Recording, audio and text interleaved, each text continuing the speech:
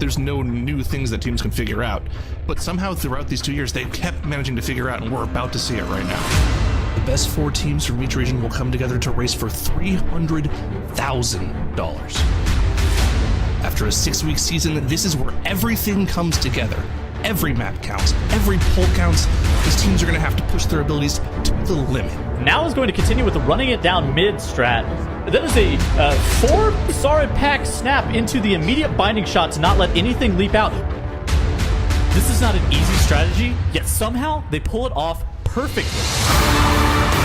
He is just kiting the 4 awakened mobs, and the rest of the group is just dealing with Harlan's tweet.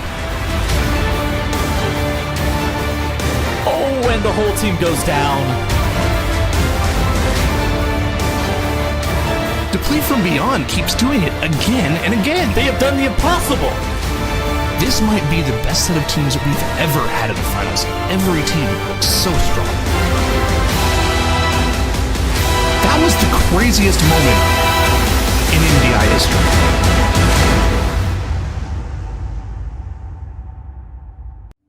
Welcome back to our final day of the Mythic Dungeon International's Global Finals. We are just bursting and bubbling with joy, Tettles, Dratnos, Zyronic. How we all feeling? Start off with you, Tettles. You rarely ever feeling lost pretty words. good. We started it off. I was smiling, feeling pretty happy. I look over at Dratnos. Dratnos is sitting there giggling about something, and thus that made me start laughing. But we're here on day 3 of the MDI Global Finals. We're gonna have some great matches today, and I'm incredibly excited. I cannot wait. And now at this point, we have 4 teams remaining, Dratnos. And how are you in terms of surprise, not surprised to see that 3 of the European teams made it out of day 2? I'm not surprised to see Wunderbar, Golden Guardians, and Perplex still in the tournament. I think that was absolutely to be expected. I think that the 4th slot was more of a toss-up. I could have seen that going to teams other than Deplete from Beyond, but I think Deplete from Beyond is a great option to have in that slot, and I hope to see them do well today against Perplexed. Most definitely. Of course, we're seeing Wunderbar and Golden Guardians in that top position. Really, no surprise on that one, like you mentioned. And then while in the lower semis, we see Deplete from Beyond and Perplexed fighting it out, and really just fighting for their survival, since probably one of the biggest surprises we had this weekend, Zyro, was seeing Perplexed drop down in the very first round. I feel like that's one of the biggest stories we have this weekend so far is, a team that a lot of the competing teams thought was on par with Wunderbar just didn't show up in their first match of the weekend, and they've been having to fight out of the lower bracket. Fortunately for them, they look like they're back kind of on their form, but they gotta keep going now. It's a grind down there in the lower bracket. Yeah, without question, and there's just going to be a lot of potential for slip-ups and mistakes that they need to be watching for. So let's take a look at our schedule to start us off. First, we're going to be having Wunderbar and Golden Guardians well rested in the upper finals, followed by Deplete from Beyond and Perplexed, followed by our lower finals, and then our grand finals, Ratnos, which will be a best of 5 with a 7-dungeon map pool. Yeah, so we're going to start off today with this jockeying for position between Golden Guardians and Wunderbar, and then all 3 of the other matches today will be elimination matches. So this first match, though, is extremely important because being that upper bracket team into the grand finals is very valuable. You have the rest of the day to watch the other teams play and to practice whatever maps you want. Whereas if you lose this round, you're down into that lower bracket and you have to play right into the grand finals, and that's a lot rougher. I mean, personally, I don't know if I believe that. Okay, so obviously playing through the upper bracket is way more advantageous, but I don't know if it gives you as much of a practice advantage as it has in previous cups. Yeah. It's still valuable, though, to be able to chill a little bit and to watch the other team and come in, a little bit more rested and or practice, right? You can just play some practice maps instead of difficult tournament matches against a different team on different map pools than the one that is in the grand finals. It can also give you a map ban advantage because it is 7 maps in the final match of the day. Being able to understand and have a more offensive ban can be advantageous. Yeah, gives you time to study the teams a little bit more, which is always going to be important if these teams want the top prize possible from our $300,000 prize pool. The first place team is going to be getting $150,000. Second, third, fourth, 60, 30, and 24,000 respectively, and lots of vying for those 4 positions right now. So Zyro, gonna be a lot on the line, in addition to the bragging rights of being the champions of BFA. Yeah, I mean, every single match we have today is a large pay increase. So, for instance, our first match of the day between Golden Guardians and Wunderbar, you lock up second place at the very minimum if you win this match. That's $60,000 in your pocket. That's pretty nice. Exactly, and that's going to be one of those things that these teams have been preparing for, as they've had 2 weeks of knowing the maps, knowing the dungeons, and it's going to carry forward right now into our upper finals between Wunderbar and Golden Guardians, as we are going to have our map bans coming up in just a second. Looks like we're going to be getting Underrot and Tol Dagor with some bans coming in quick. Dratnos, about to be expected? Yeah, I think it's never that surprising to see Tol Dagor getting banned out. That's a dungeon where there's a lot of volatility, and these teams, I think, are really interested in dungeons where it's all about just how well they execute the mechanics, and there's a little bit less that, is kind of a little bit less pressure on very technical pulls like the cannon pulls. So I'm not surprised to see Tol Dagor go. Underrot is a dungeon that was a little bit weird because it was a reaping dungeon for our first day and a half, and that meant that there was kind of a split incentive in practicing it, so I'm also not surprised that teams are feeling a little bit less prepared for that one than the others. And that's going to leave us with King's Rest Workshop and closing out with a Taldazar. King's Rest, though, to get started. This is going to be a good one. Oh, yes. Tyrannical Raging Explosive starting us off. The top 2 teams of MDI from pretty much all of BFA are squaring off right now in our upper finals. Well, we have King's Rest into Workshop, so it's hard to innovate inside of these 2 dungeons, so it's really going to come down to the very small intricacies of how both of these teams are ending up playing King's Rest. We've seen Wunderbar and Golden Guardians play KR already this weekend, and we know that they're going to end up line of sighting a bunch of the explosives and the mobs in this Golden Serpent room for the first pull of the dungeon. That allows them to be able to get this first pull underway as quickly as possible, get the mobs grouped up, and make sure that they're line of sighting a bunch of Deathly Chill casts and explosives. Yeah, so for some context here, Wunderbar's best time in King's Rest was just shy of, or just under 20 minutes, 19 minutes, 56 seconds. Golden Guardians, when we saw them play this yesterday against Complexity Limit, they had a 20-minute, 27-second run, but it was filled with 3 deaths that were probably, if you took those out of the equation, would have gotten them competitive with Wunderbar's time as well. So this is going to be a very, very close match, assuming nothing big goes wrong for either side. Yep, and right now, you do see coming across both sides, you see the Ring of Peace coming out almost at identical times as the tanks are going to look to heroic leap out of danger to be able to line of sight a bunch of these mobs, get away from all those enraged champions and enraged mobs as they do drop sub 20%. And now goes down inside of Wunderbar. For Wunderbar, that's going to be a full team wipe. Oh! Unless, there's no way that they can recover this. That's the question is, can they kill these champions? So there are 3 champions. Oh, and there's a Witch Doctor left. That Witch Doctor is spamming those Deathly Chill casts. It will be killing pets first, because the pets have more threat than any of the hunters. But you can see now Frag and Gingy kiting for their lives. Oh my goodness. Look at that play. Gingy ducking back and forth in and out of the line of sight.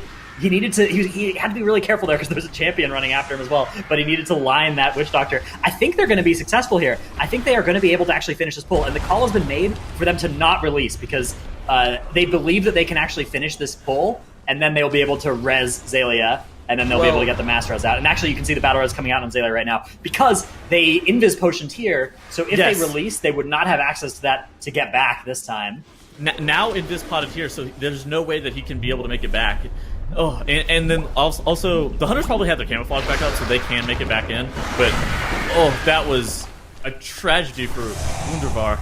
Golden Guardians, on the other hand, 65% on the Golden Serpent. They have those 2 Colossus mobs on the pull as well. As long as Lighty is able to dance around with the Colossus frontals, this should be pretty good for Golden Guardians. They're utilizing the 3-target cleave from the rapid reload with the Hunters to be able to gain significant amounts of single-target damage while doing efficient cleave. This is looking fairly textbook from Golden Guardians, and they're pulling it off perfectly. Yeah, this was going to be a game that would have absolutely come down to a matter of inches and minor optimizations, but with that huge mistake on the side of Wunderbar, the ball is now firmly in Golden Guardians' court. If they don't make any big mistakes and they execute their route properly, I don't see how Wunderbar can come back from this, unless they have some faster strategy than even the one we saw yesterday, or 2 days ago, which would be very, very impressive because their strategy was already very fast. Well, it's like whenever we were talking about King's Rest and Workshop in the pre-show, and whenever we were talking about like right as the match started, there's not a lot of optimizations that you can do in this dungeon. Like, there's only so many things that you are able to do and pull off in terms of strategies. A lot of the times, you just kind of have to go in a linear direction with how the dungeon ends up working out. Golden Guardians here are about to be down in Golden Serpent momentarily. You're going to see J.B running off to the side, grabbing the two other constructs with the minions of Zool. And then the rest of the group is going to be walking into that gauntlet area and starting that gauntlet. So what's the lore behind the Golden Serpent and the Golden Guardians being hostile to each other instead of friendly? That's a great question. This is the kind of thing that keeps me up at night watching these games. That's a great question. I have some weird conspiracy theories with other things, but Golden Guardians and Golden Serpent is not one of the ones that I am well informed about, unfortunately, Dratnos. I'm sorry. All right, we can see over here on the side of Golden Guardians, J.B running into these minions of Zool. A couple of them actually targeting him. That's kind of lucky. That's fine. They're not going to be targeting somebody else when they run in, yeah? So JB normally ends up just walking into them and getting a couple of them feared away from him before he ends up pulling the constructs, because he doesn't want those constructs pulled yet.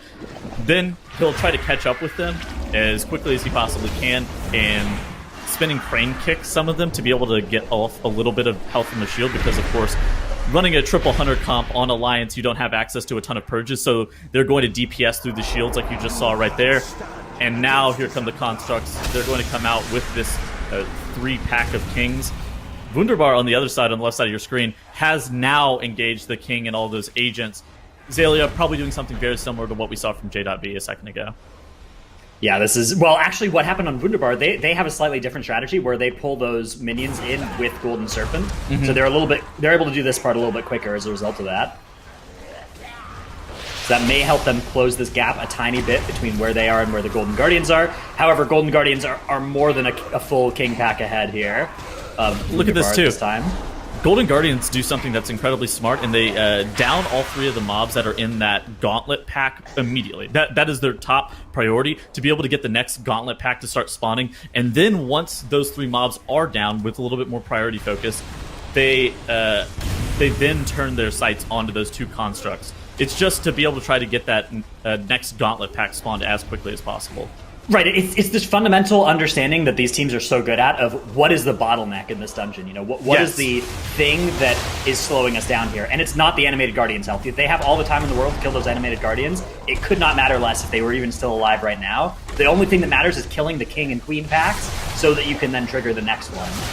And that, is really great prioritization from both teams, actually. You can see doing that. In fact, Wunderbar still have their animated constructs alive.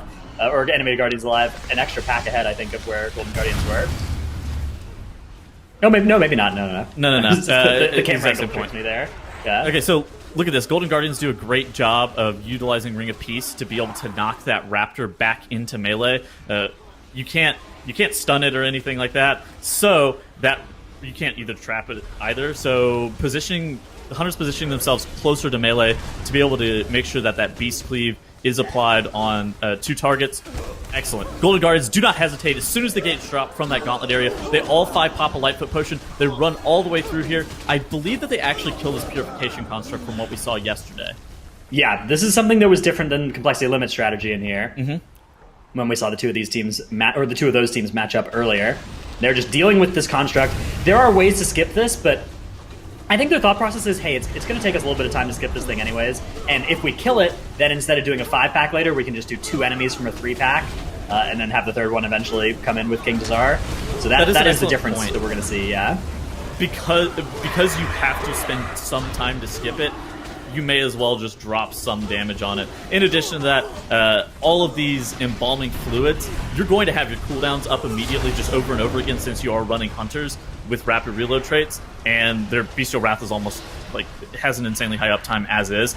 So you can actually pop offensive cooldowns on that Purification Construct and not sweat it too much. Wunderbar on the other side, though, are electing to skip the Purification Construct. You see Zalia setting up his Transcendence, transcending away as soon as that Purification Construct does start to cast his frontal ability, and now Zalia, being the only one in combat, melds it off. Now is already grouping the Internment Constructs and Embalming Fluids in the room. On the other side of the screen, though, Golden Guardians have pulled the Internment Constructs into Machimba. Wunderbar's kind of starting to catch up here. Yeah, we'll have to actually check this boss 2 split timer. That'll be a good way to indicate which of these teams has a faster strategy here. However, even if Wunderbar has closed the gap a little bit, remember that they've gotten a little bit less count here, right? Because they've skipped a mob that the Golden Guardians killed. So Absolutely.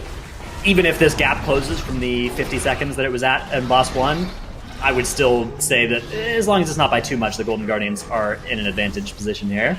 Yep, Lighty ends up getting Yoda out of the sarcophagus fairly quickly, probably to the point where Machemba will not be doing any mechanics. Basically, if you go fast enough on Machemba, he no longer casts any of his abilities. Wunderbar, on the left-hand side, have engaged Machemba. You have to get those internment constructs kind of low, because if they cast an Entomb while Machemba is active, that's bad news for you. So you kind of have to take this room slower, normally, to be able to make sure that you do have the correct killing power on those. And on the side of Wunderbar right now, you can see some mummies on the screen.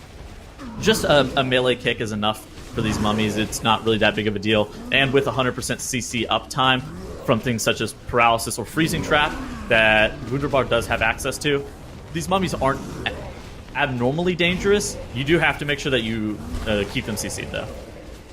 Yeah, it's not the end of the world. I think this one was intended to be CC'd, the one that is under the boss. It ended up being too close to the boss, so it got hit by a Thunderclap.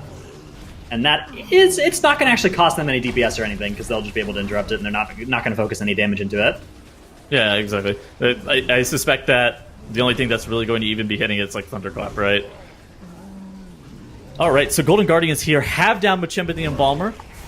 We know that they are going to end up pulling some mobs into a corner. They're going to overpull what is relatively normal in a live route. This is such a scary part of this dungeon here on the side of Golden Guardians. What we're about to see is probably one of the pulls that wipes them the most in practice, if I had to guess.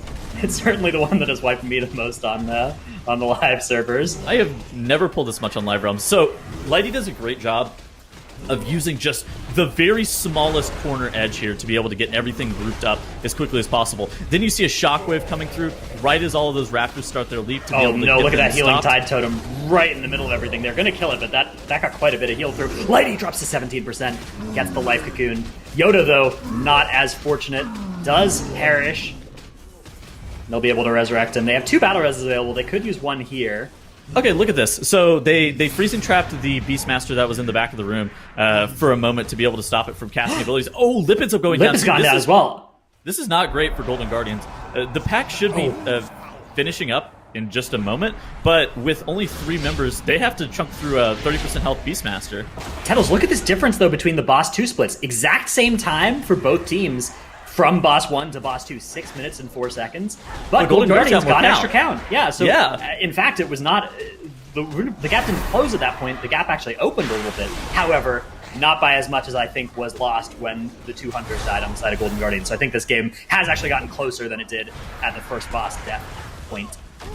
Alrighty, so if you were watching, Lip pops his camouflage and Lightfoot potions all the way down the platform. The rest of Golden Guardians are going into the Nyalotha realm. All of them Lightfoot potioning, running all the way down to the platform, making their way towards the council area here in just a second. Lip will then engage the boss himself. He will tag Cool the Butcher. It will pull all of his friendly teammates out of that Nyalothan realm. Wunderbar on the left-hand side are starting to catch back up, doing something very similar. You see Gingy and Mira as they have to wait for look at that. That's so unlucky, actually. I don't think it's unlucky, because I think it's a fixed spawn and patrol of the Brood. Yes. I think that they murdered that slow. First pack so fast. Well, I think they were quick even. And that They there's are really a allowed to cap on either how be- fast they could be. Yeah, they are allowed to either be 15 seconds quicker to be able to get the hunters through before the brute happens, or they're allowed to be 15 seconds slower. But doing it where they did is unfortunately going to cost them to be take just a little bit extra time. Ooh, so now some of the spiders are making their way here. Okay, everything's fine. Wunderbar has engaged Cool the Butcher. Golden Guardians has about a 50% HP advantage on Cool the Butcher. Of course, this council fight is broken up into 3 parts, so 50% on Kula is not a typical 50% of a boss HP ahead, but it is a significant amount. Yeah, this boss fight, especially on Tyrannical, it can feel like 3 full boss fights. It is a slog, but they are getting through it here, and it's nice on the Tournament Realm with this pattern that Kula is first. I'd say that is a... It's really favorable to deal with Kula the Butcher first, rather than trying to deal with it while there are, charges coming out from Akali's spirit. Well, fortunately enough for the Golden Guardians, they do have 4 members who can deal with Akali's charge solo. 3 feign deaths, and if JB's feeling a bit frisky, he can jump off the edge and transcend back on. Yep, that's a move that is very effective until it doesn't work one time, and then you are extremely sad and you're depleted. Yeah.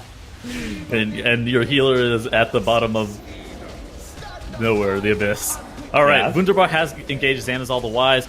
Golden Guardians here have already killed the totems. They, of course, only kill that earthen wall totem and then begin to focus down Xanazal the Wise. They let the explosive totem go off. They just pop a couple of defensives there to be able to make sure that they don't end up going down. They really don't want to put any damage that otherwise could be put into Xanazal into these totems. They know that they can instead kill the totems during the intermission phase. Yeah, there's really no rush on the Thunder and Crash totem or on the Torrent totem because they don't really have any casters or people that, like standing still and casting is punished by both of those totems, and their team doesn't have anybody who does either of those things. So it's a really strong thing about this composition compared to, if you're trying to actually have somebody cast Shadow Bolt or whatever. Oh no! JB tried to do the Transcend thing, but he didn't jump off in time, and he has been yeeted off the edge by Akali the Conqueror. That is really, really bad for Golden Guardians. Okay, so this will be fine. This is not great in the moment, but it will be fine. Basically, the hunters here can feign death really late to be able to cause Akali to cast Barrel Through for an indefinite period of time. In addition to that, Yoda does have his Turtle active. Basically, Lip is the only one without Turtle currently, and if it had to charge him, he would not be in great shape. Yoda can solo here with Turtle since he doesn't have his feign death available. Or actually, he's going to jump off. He's jumping off and disengaging back on. That is a skillful maneuver. It does work, though. Love to see that. The way that works is if you're off the edge of the platform when Akali would finish the charge cast, instead it can't figure out how to get to you because you're off the platform, and then you need to disengage back on before you're off the platform permanently. As the difference in JB's damage is actually starting to become readily apparent here. Wunderbar is starting to catch up a little bit. They're still pretty far behind.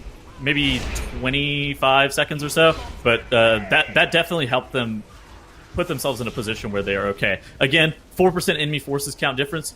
We know Golden Guardians is going to do a pretty interesting strategy with how they're trapping this Beastmaster and pulling mobs into Shadow of Zul and whatnot. So we're going to be seeing that here momentarily. Wunderbar on the left-hand side have downed Akali the Conqueror and are making their way towards Shadow of Zul 17 themselves. seconds slower than Golden Guardians there on the boss kill. Whew, this is close. However, I think Golden Guardians have a better strategy here because they just get to go straight into Shadow of Zul with a trash pull, whereas Wunderbar are doing a full trash pull before Shadow of Zul. So Golden Guardians with a time advantage and I think a strategy advantage here too. I agree with that. It's those bottlenecks that you're talking about. Shadow of Zul actually has a pretty big bottleneck because you have to wait for the gate to drop, you have to wait for King Dazar to be summoned. So trying to get into Shadow of Zul and get him killed as quickly as possible without any backtracking is a major advantage. I do agree. I think this Golden Guardian strategy for how they're playing these mobs into Shadow of Zul is definitely an advantage. We can actually test this, though, because we know that they killed the third boss 17 seconds before Wunderbar. Let's see how much quicker they pull the last boss compared to Wunderbar, and I think that will be a good indication of how much time they've saved with their different trash pathing in the dungeon. So Shadow of Zul ends up going down as the first mob in the pack to be able to go down. There's a reanimated Raptor. The rest of the group is focusing that down, getting it killed. JB walks into the room to be able to start the Dazara RP, so he is going to be engageable here momentarily. There, of course, is some count that needs to be grabbed by the Golden Guardians. Most of it will end up coming from the 4 obelisks. Some of it will end up coming from that Beastmaster that they also have available to them that they make sure is trapped. All right, Mare, now into the last boss fight. Bloodlust is popped. They have 2 battle reses available if they need it. If they can kill this last boss, they will surely win here. They are ahead enough that they can win by just killing this boss cleanly. But it is not an easy boss to kill cleanly, even without 4 Awakened Obelisks. And with 4 of them, it becomes very, very difficult. 25 seconds separating the 2 teams at start of pull. So actually, that is not enough to be super comfortable on the side of Golden Guardians. No, if anybody ends up dying, I would be very concerned because you have the 5 death differential, plus you have just the time lost by the damage. Yeah, the death differential right now is completely even, so it is all just which of these teams will kill this boss and the 4 Awakened mobs first. Wunderbar could close the gap here by priority damage more on Dazar and less on the Awakened enemies, but that does make the fight more dangerous. And we've already seen Wunderbar earlier in this MDI lose a King's Rest map because of Awakened enemies still being alive when Tazala spawned. Yeah. I don't know if you really can commit to trying to focus down the boss any more than you did already previously in practice, right? But it looks like Wunderbar is starting to catch up a little bit here in terms of boss health. Yeah, 5% separating the two King Dazar health totals. Oh my goodness. 0 death differential. Yeah, the death differential is completely even. However, there are more Awakened enemies dead for Golden Guardians, so they should have an easier time as this fight progresses. Still, this is very, very, very close.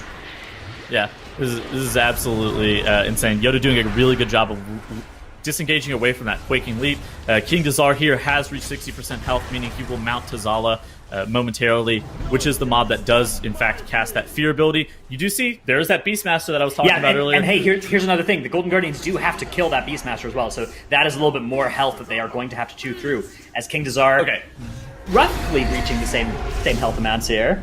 So it may look on your screen like Wunderbar and Golden Guardians do not have adequate amounts of trash count. That is fairly normal. Shadow of Zul on the Tournament Realms, I don't know what the deal is. He doesn't give trash count, so that 96% is correct. They are actually at 100%. Golden Guardians aren't quite yet, though. Fine. Yeah, Golden Guardians need to kill that Beastmaster, which they will do, but it is going to slow things down for them a little bit, right? Wunderbar here are ahead on King Dazar health. How has this happened? I don't quite understand it, Tettles. This is wild. Somehow they just pray to the Twilight Dev gods now? You know what? Doing They have an insane amount of damage. Now is doing way more damage than Lighty. Zaylee is doing way more damage than J.B. Other than that, the numbers look fairly even between the hunters. But yeah, it looks like maybe they're leveraging some more tank and healer damage. And that Beastmaster does need to be killed by Golden Guardians as well. I think that Wunderbar have come back in this thing. Wunderbar's gonna win this. Stratos? Oh no, and there's a death to seal the deal here for the Golden Guardians. Lip going down. That is going to be all that Wunderbar, I think, needs now to win this. They just have the last 10% of this boss's health to take care of, and then they will win this game. Game 1 here, despite a huge mistake at the start, going to Wunderbar. Whew. That's right, against all odds here, Wunderbar, missing out on the early advantage, the early lead, but they end up coming back in this with just such an amazing competition between both of these teams. Wunderbar ekes out the win right under Golden Guardian's nose here, Zyro. Absolutely ridiculous. And I think the thing we really have to look at is their ending time of high 20s is about on par with other runs that we've seen in this tournament. I mean, Golden Guardians had a King's Rest run earlier on that was a 20-30-ish run, so the fact that Wunderbar had that massive mistake and we're still kind of able to kite it out with Hunters a little bit and still put up a relatively fast time is pretty incredible. Yeah, and it really just goes to show that you cannot count this team out at all, and it just kind of keeps on going back and forth as well, Dranos, where we're seeing small advantages that teams are trying to capitalize on, but they're just so good in the clutch. I mean, it was an uncharacteristically bad run for Wunderbar here. To have that kind of wipe happen for them at the start of the run, I don't think either team is going to be happy with how things went here. Either team would have lost to the runs from Friday of the other team, so This is a scary place for both teams to be, and either one of them can step it up here, and if the other team keeps playing like this, they'll be able to win by just going back to their usual performance. That's right. Let's start breaking down how those small advantages started coming about from the beginning of this round, Zyro. Yeah, I mean, I think the major save for Wunderbar here is that they didn't end up actually full wiping. They realized that with the 2 Hunters they had left alive, they just had to finish off the Witch Doctor to make sure the Shadow Bolt Volleys didn't go off. And they were able to kite out the 2 champions afterwards, and that was just really smart heads-up play by both Gingy and Fragments there.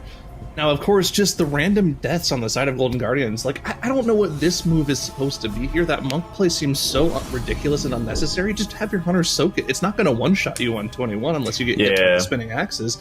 I don't know why you go for that play. I feel like it was almost they were trying to style or something, and it actually ended up losing them the match. It's pretty crazy.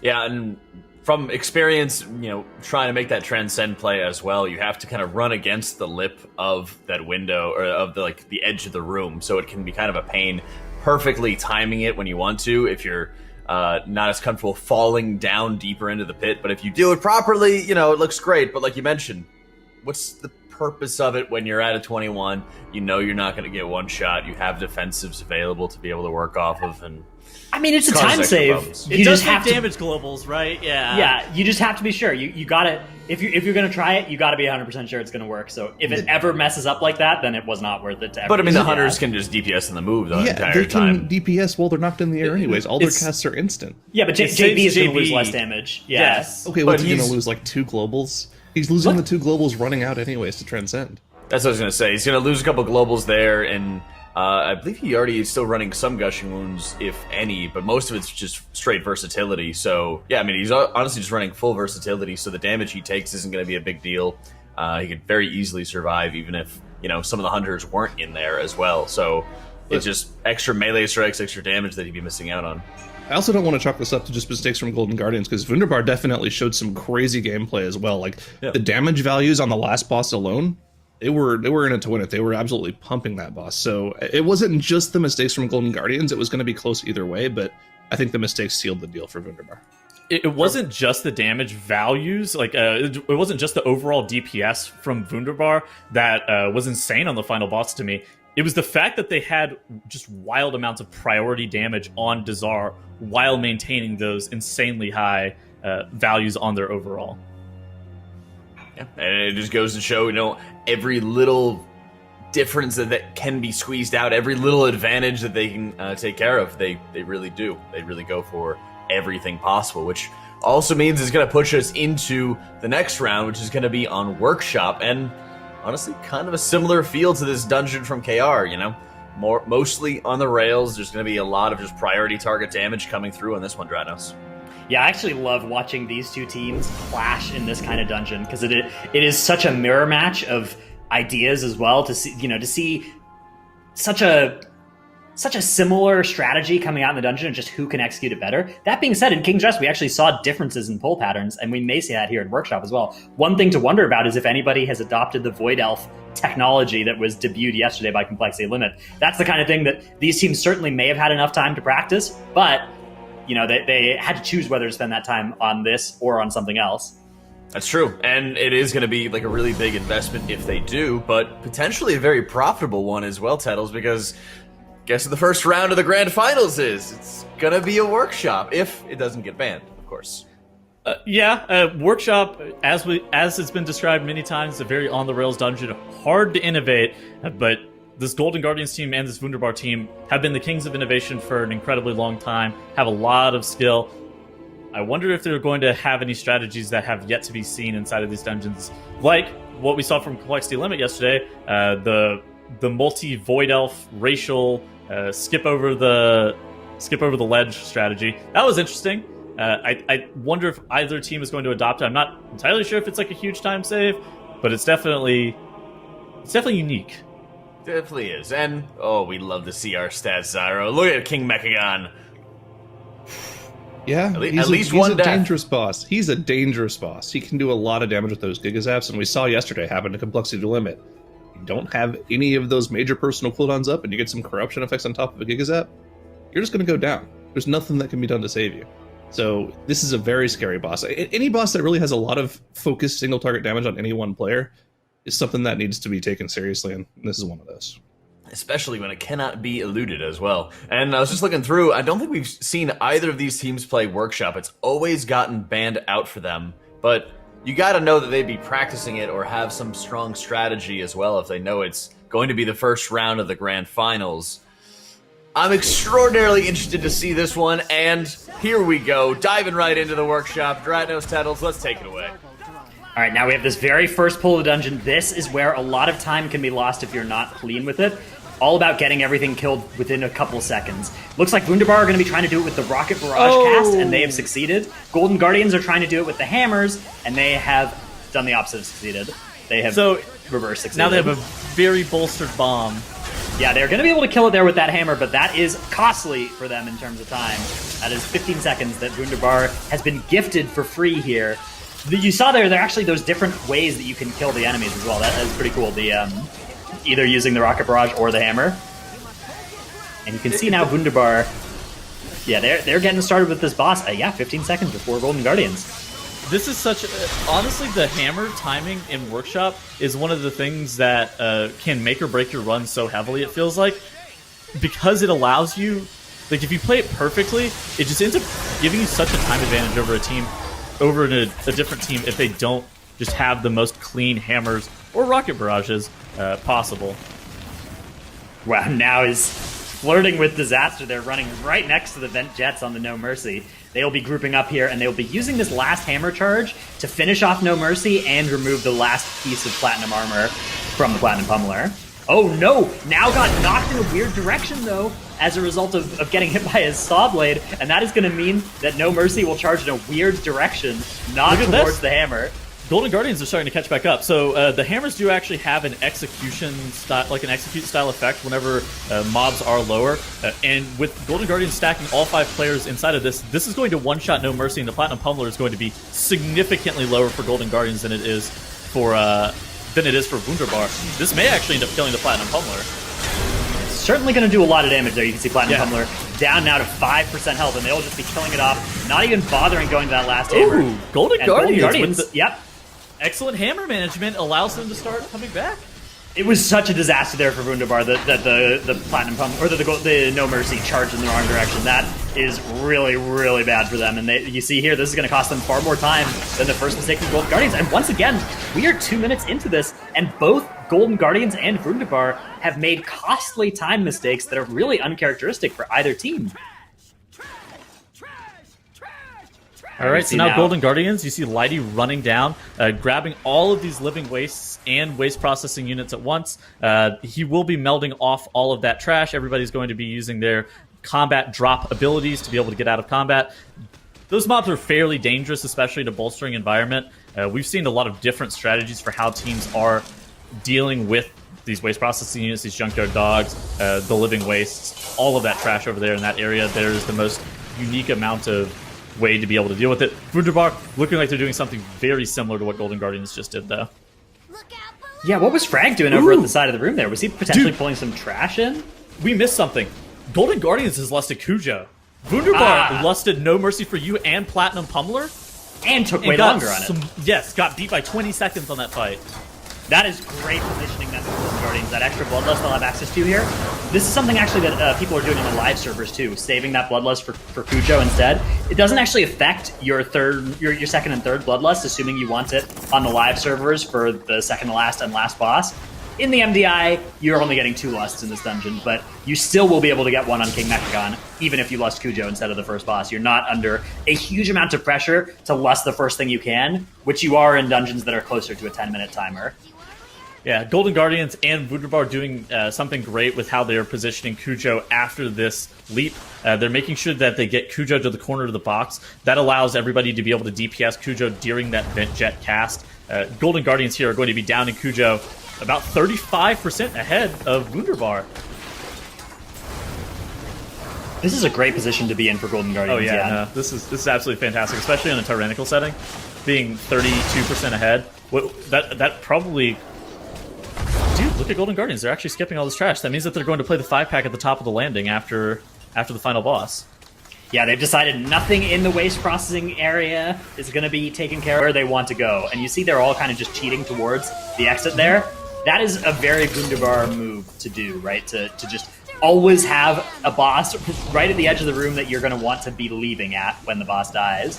That's that thinking ahead. It's all this thought process of just what is the next pull going to be? What can we do now? You know, while we're also DPSing to prepare ourselves for the next pull and to save ourselves travel time. Yes, and we saw yesterday. I believe I think most of the teams yesterday pulled like waste processing units and junkyard dogs into the bottom 20-some-odd% of Cujo. So just completely different in strategy. We've seen a lot of different strategies coming into this workshop dungeon across the whole weekend. Yeah, Wunderbar and Golden Guardians, though, on a mirror strategy so far. Completely identical pull patterns, and I think for the rest of the dungeon, they're kind of locked into being the same as well, because there's really not too many options in this dungeon. The only options, it's not what you pull, it's how you pull it that they could differ on. Yeah, Golden Guardians are 1 full gauntlet trash pack ahead. They killed the Mark III and Mark I robots. 1 literal gauntlet trash pack ahead. Now Golden Guardians have engaged the Blastotron. Wunderbar about 50% onto these defense bots and are trying to chew through them as quickly as possible, eagerly trying to play catch up. I'm getting some serious deja vu here because they were one gauntlet trash pack ahead in King's Rest as well. I think I've been here before, Dretnos. I agree with you. All right, Golden Guardians downing the Blastertron. They will now be activating this obelisk. This is an obelisk that pretty much everybody activates because the opportunity cost is so low.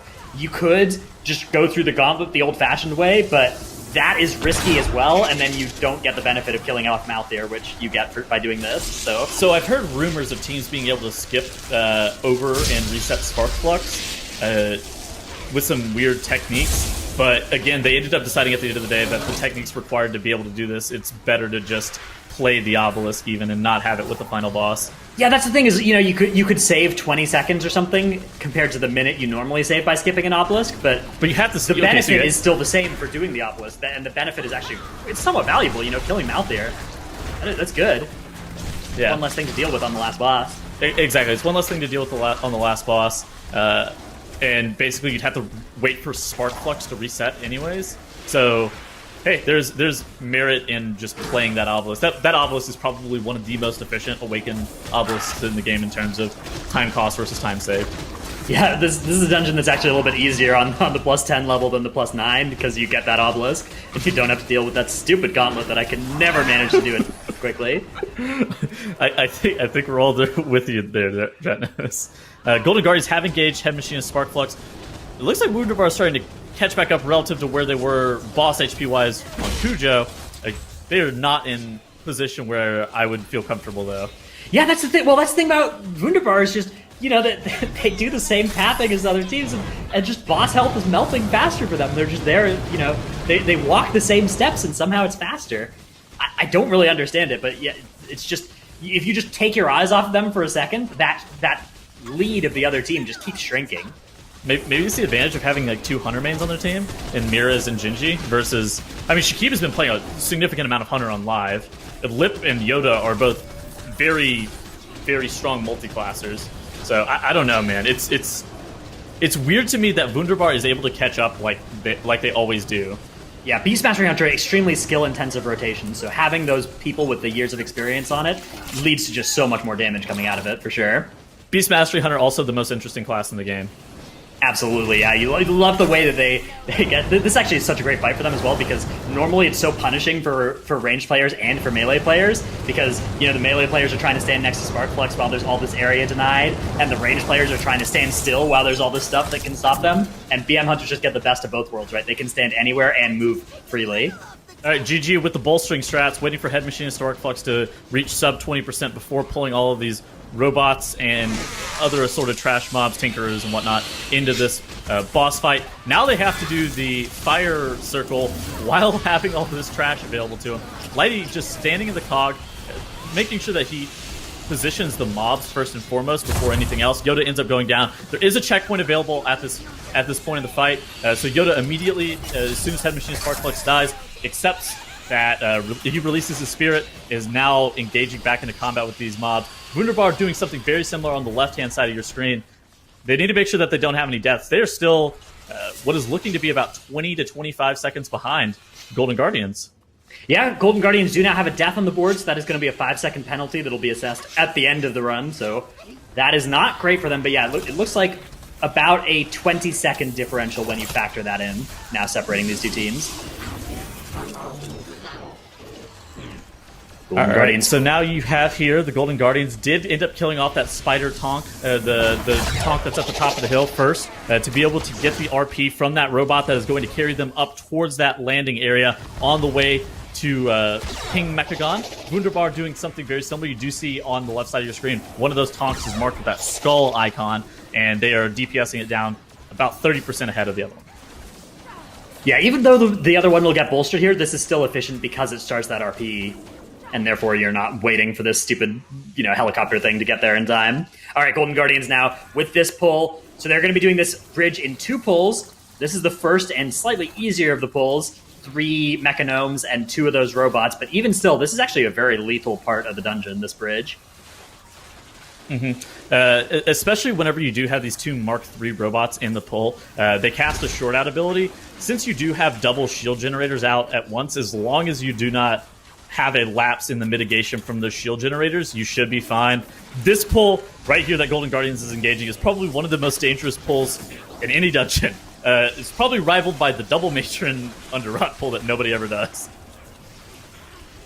All right, we have the Golden Guardians now engaging it while Wunderbar still working on the pull just behind where they were. So yeah, the second to last pull for Wunderbar, the last one for Golden Guardians, and yeah, those shield generators, it's so scary when they disappear. When you see them disappear, especially if you were counting on their mitigation, that is, I think, one of the biggest sources of deaths in this area. Letty doing a good job of kiting his way into that shield generator as well to be able to get some of the mitigation. You do see that overcharge buff. It looks like a stopwatch over the Mark III robot's head. It gives them an immense amount of haste, so you have to be kind of scared whenever the short out is going out with that buff on them, and the turtles come out from the hunters of Golden Guardians. That's not great. The turtle is a really useful cooldown to have in phase 1 of this boss fight here. So I guess they'll have it for phase 2 coming back probably, but you can see pets getting dismissed here and resummoned, summoning out these turtles. The turtles are going to be the pet of choice for 2 of the 3 hunters here because they are tenacity pets for a 20% DR from their pet family, and they have a 50% DR personally, and the combination of those two on this plus 21 key level is enough to survive a Spirit Breaker cast from Urgroth Breaker of Heroes, which they can use to soak instead of the tank taking it. Exactly. Historically, and you can see it from Wunderbar, they're using Core Hounds, which historically have been the hunter pet of choice for most of the MDI. But once we jumped from a 19 to a 21 level, being able to take a melee from Urgroth Breaker of Heroes actually is fairly important. And if you end up eating the melee, you need both of those walls active. You need the 50% wall from the turtle, and you need the 20% DR from the tenacity pet. Yeah, you can see actually pets getting revived here by Muras on the side of Wunderbar, whereas Golden Guardians have not. They've saved themselves 2 revived pet casts. So that is an efficiency advantage actually for Golden Guardians with this different pet selection. Wunderbar but the downside is look at this, dude. Wunderbar is actually burning aerial unit R21X a little bit faster than Golden Guardians. Golden Guardians have their Bloodlust available, though. Yes, Golden Guardians did not lust pull because their lust wasn't available on pull. They'll be lusting the next phase of this fight. Wunderbar have already used that lust, and they've used it to catch up, but they don't have access to that resource now for the end of the fight. So I'd say Golden Guardians still have an advantage here, but it is a small one. It is not one that I would feel good about up against the huge sustained damage that we've seen Wunderbar be able to put out so far. 5-second death differential as well is what separates these teams. Yoda going down on Heavy Machine and Spark Flux. So basically, Golden Guardians have to kill King Mechagon 5 seconds ahead of where Wunderbar end up killing King Mechagon. Which, if you have Bloodlust available, oh my goodness, King Mechagon jumping out of that first aerial unit at the exact same time for both teams. This is neck and neck. It is 5 seconds in favor of Wunderbar, whereas there is that Bloodlust in favor of Golden Guardians. I think I'd prefer to be on the Bloodlust side of things, but it is really, really, really close. I would hate to be on either side of this, honestly. Yeah, I think I take the Bloodlust over the 5 seconds from death differential too, but goodness. Please Lust press is still Bloodlust, being sir. held here by the Golden Guardians. Why? There it is. Okay, here comes the Bloodlust. Okay, there it is. The Lust comes out eventually. Oh, this man, is going to be a 10% defensive Lust behind. as well. Getting it to overlap with this Magneto arm. There's some value there in affecting your healing. There absolutely is some value there. Again, they need to kill King Mechagon himself once it comes out of the Omega Buster by 5 seconds. Because Look of at that this! death.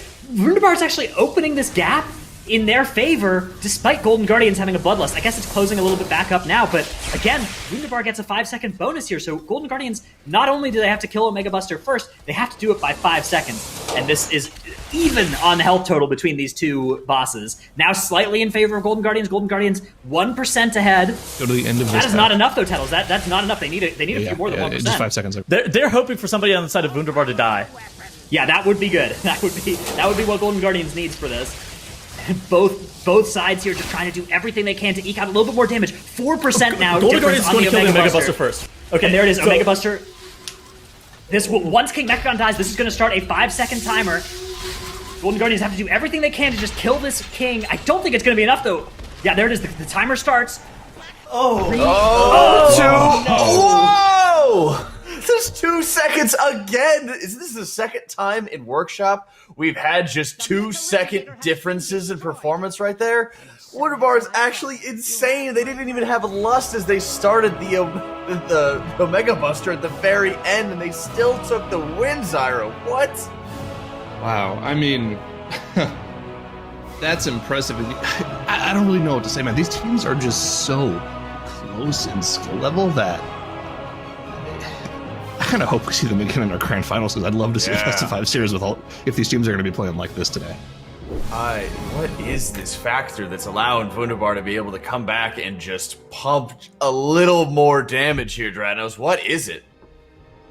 I don't know, Jack. If I knew, I'd be winning MDIs. That's true. It's a secret. There are 5 people in the world who understand how Wunderbar does it, and they all play for Wunderbar. It must be. I mean, I think when we were looking at, like, King's Rest, for example, I was like, okay, maybe there's a couple people who are getting hit by tornadoes, causing JB to be forced to stop damage, start healing them a little bit more, but I wasn't really seeing much extra damage being taken on King Mechagon on that one, Tettles. Maybe they could be using Excel a little bit more, but, like, they're just across the board. It was just Zalia doing a little bit more damage, everybody on Wunderbar just doing a little bit more damage. Dude, I'm at a loss. Like, I don't know where they gained the extra damage from. Because again, the bigger mistake was made by Wunderbar, right? Like if you just Yeah. added up the time lost from individual events, like Yoda dying wasn't great, but that probably cost 10 or 15. The No Mercy charging in the wrong direction, that was way more costly. That was a 25-second penalty. Yeah, that was like 25 to 30 seconds. Of And somehow the Wunderbar bomb. they just come back. I mean, does this matter? Insane. I don't personally know, because I'm not like too into healers, so Jackie, you might know more about this than I do, but Zaylee was running Expedient with Gushing Wounds, and JB's running Versatility with Gushing Wounds. Is the difference really that big of a difference in terms of single target damage? It can be pretty big because the higher haste that you have, the more that you're going to be able to proc Gushing Wounds, although Gushing Wounds' damage does proc with Versatility, or does scale with Versatility as well. So I don't think JB was running any of the Gushing Wounds. I think part of it could be that. I believe they're all running the 3 Sunrise techniques, 3 Secret Fusions, 1 Sunrise technique on top of it. I think more Sunrise techniques would also merit a lot more damage. Okay, JB is running 3 Sunrise techniques. So I think part of it might also just be that if he's being stressed to the point where he's not able to fit in enough globals, especially because he's not really running with a lot of haste, he's just not meriting a lot of extra Sunrise tech damage. And if he's not running any Gushing Wounds, that's another problem as well. So there's a couple little areas here and there where if he has to expend extra time to start healing other people, it's going to further compound the loss of damage throughout the run. Yes, and I'm sure the missed coefficients, and of course accounting for the crosswinds, you have to factor that in. that's right. That really makes a lot of sense to me. The match is also played on a Sunday, so you kind of have to... all right. Dude. Zyro, what do you got for this round, okay? I want to go over that first boss pull, because that was kind of the biggest difference throughout the entire game, right? This No Mercy charge from Golden Guardians to the 4th hammer instead of the 3rd hammer is just a huge time save. It actually ended up putting Golden Guardians in a solid 20 to 25 second lead throughout the entire dungeon, making sure you get all that free single target damage on Platinum Pummeler. At this point, Wunderbar's single target damage, they had their Platinum Pummeler at like 80% when this hammer goes off for Golden Guardians. So they just... This technique is what gave them their advantage, and it's really unfortunate that they had that random death from Yoda, and that they just had that bad bolstering management on the pack right before the final boss. They had a lead throughout the entire dungeon, leading right up to that, and they ended up engaging the boss at the last second, and I'm still kind of dumbfounded as to how Wunderbar was able to do more single target damage than Golden Guardians without Bloodlust. That's just nuts to me. Just Hunter things. I'm sure Tettle's just already, taking advantage of all the differences that the hunters have left, right, and center. Yeah, it literally has to be the difference between JB and Zalia. Like verse percent versus Gushing is probably like 15k DPS, right? Is it? Let me double check if it's full Gushing. I don't think it's the sim half and DPS half. difference. I think it's the okay. globals used difference that it would explain it more. Yeah, a lot of it is going to be okay. So Zalia is running mostly Gushing with some Expedient on as well. And no versatiles, and that's part of the thing is that versatility is a decent damage increase for Mistweaver, but it's not nearly as good as running with Gushing Wounds, High Haste, and everything like that. You fit in so many extra globals to maintain Gushing Wounds onto the boss constantly, and especially when you're in a priority target situation. There's really no need for Zalia to switch. You have to cast a damage global every 1.5 seconds to be able to proc every 3 seconds you have to cast a damage global to be able to even have the opportunity to proc a Gushing Wound or refresh a Gushing Wound on a target. Sure, and so there is some benefit GCD there. with high haste makes a really huge amount of difference as well on top of it. But like Zalia could also be doing even more damage if he was running more Sunrise techniques on top of what he already has, because he's already running, for example, like a Misty Peak, which is just like a haste bonus, which is okay because he's running with the Expedience, but it could be even more damage on top of it if he's looking at some of the Azurite that JB's got on right now with 3 Sunrise techs. So yeah, basically, what a game. Unbelievably quick 2-0 as we see Wunderbar move on into the grand finals, while Golden Guardians is going to be dropping down, awaiting the winner between our next series, Deplete from Beyond and Perplex. So we'll be taking a quick break. I know I've just, completely exhausted our casters by talking about healers for more than 2 seconds. We need to give them a breather. We'll be right back with more MDI.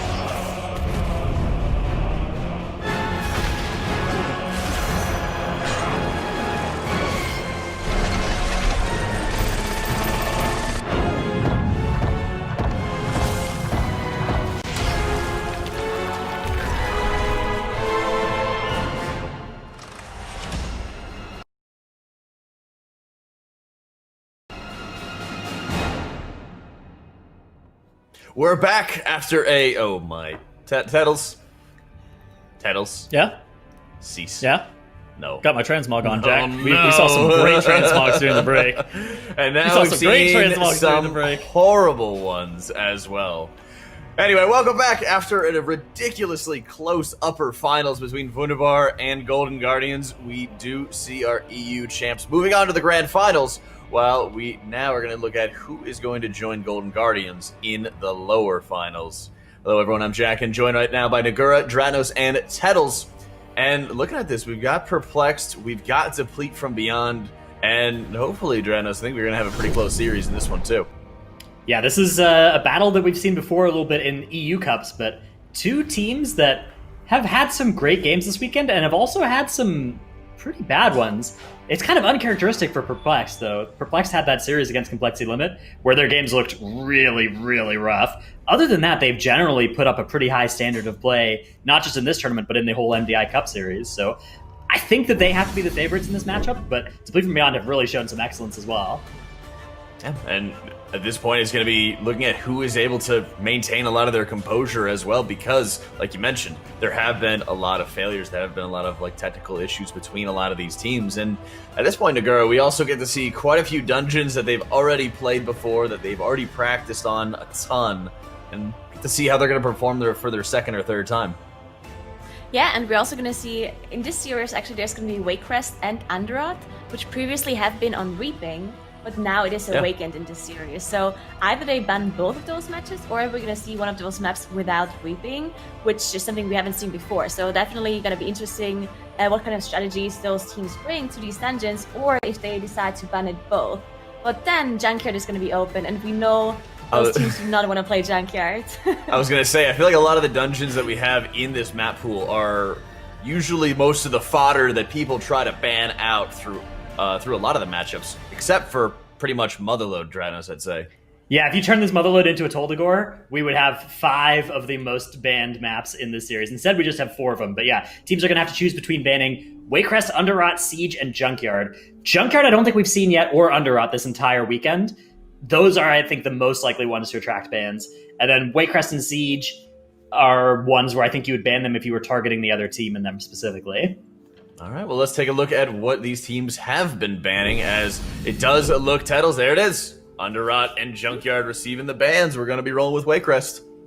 Yep. Unsurprisingly with the Junkyard ban, I feel like just with how messy Junkyard was during the regular season, how many bans it received.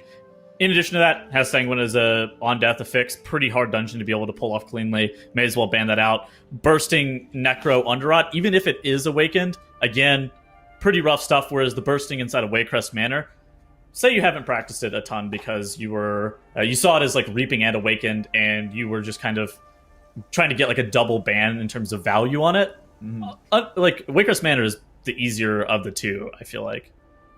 Yeah, I'd say so, especially when you're looking at how you want to put together a lot of your routing as well. It's not too painful as well with the affixes that you're going to be looking at. Although Rawl, even on a Fortified, has claimed a lot of lives, Nagura. Yeah, I think the Rawl itself is actually a very easy boss, but because of the easy nature of the abilities of the boss, teams tend to just pull a lot of trash on top of it, and that's why we've seen so many deaths and so many wipes in that boss. Well, it's kind of like when you have the easy rotation for the Council of Captains, and sometimes people just don't quite respect it the way that they should. So we'll have to look as, on average, 1.5 players get killed on this boss every time it gets pulled. Let's see what these teams got as our first round of the lower semis gets underway in Wakecrest Manor.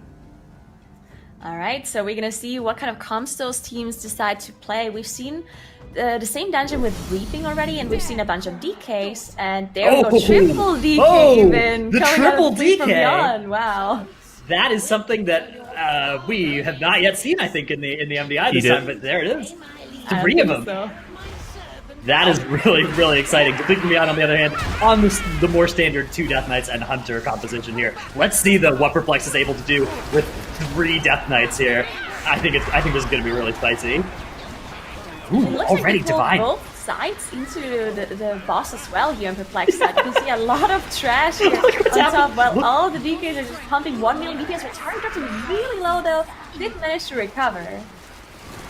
Look what's happening to these bosses. 26% on Selena before she phased. 35 on Malady. That is wild. Damage from these Death Knights is just off the charts. I actually feel bad a little bit for the Hunter, even though the Hunter is doing a lot of damage, but compared to the DK, it's just nothing. Yeah. I mean, the good news about the Hunter is you get to do good damage on, like, most pulls, right? Whereas the DKs, sometimes you have these pulls where you're just sitting around hitting, like, a wet noodle. You can see it's happened a little bit to Wolf Disco here and Dr. J. And that's something that happens, you know, if your cooldowns are slightly later than the other Death Knights, or if you get mind controlled on this fight, you'll do a lot less damage than the other players. Wow, this is pretty impressive though. Okay, so a little bit more trash count has been taken care of by Perplexed in this pull, but they're actually killing this boss a little bit later than Deplete from Beyond, despite having more impressive burst on the opener. Perplexed kind of sustained damage, and I would say that this is where the Hunter came in big for Deplete from Beyond. Was not quite as good.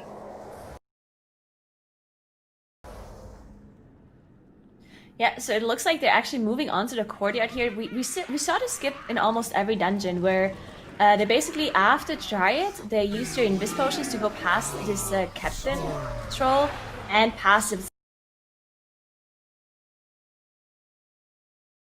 sister. And now they're having a huge pull inside the courtyard here. Soulbound Goliath being pulled on top of everything else. So there's a huge amount of DPS they need to do.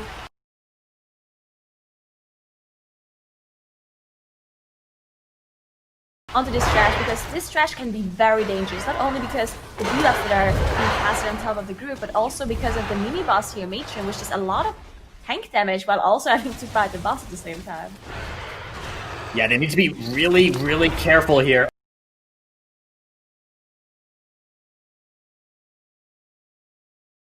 Oh, actually, yeah, they need to be so careful here of the bursting.